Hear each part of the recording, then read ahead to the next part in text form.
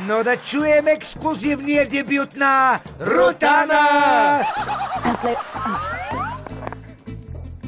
Срещнах вчера тарикат, той оказа се богат. Разпознах го далече, че е мускулест и печен.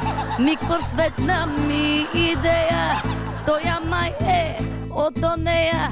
Знае по-добре от всички как изкарват се парички. В тоя миг той спря до мен с лъскавия си качен. Джама спусна и продума, булка с теб ще спукам гума. Гумите спукани, нивките скъртени, ох, голяма драма ще да е. Слушаме още от Рутана. Ставам още по-красива, по-нахална, неочтива. Ако успях да се издигна, Слави Бинев ми намигна.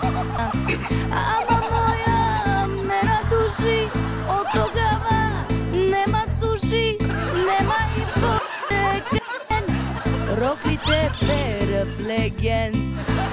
След тази драматична песен, изпълнителката Рутана разказа и за своята кариера.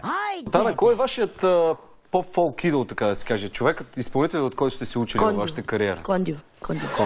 Но вие имате снимка с Тони Сторадо, между другото. Това няма ли да обиди Кондио? Ние сме, виж как си седим, ние сме дюет. И все пак, любимият ти дюет си остава друг. Слави Бинев ми намигна. Рачков, аз си мисля, че певицата Рут Колева най-накрая откри своя автентичен сценичен стил след дълго лутане. Ай, честито! Слави Бинев ми намигна.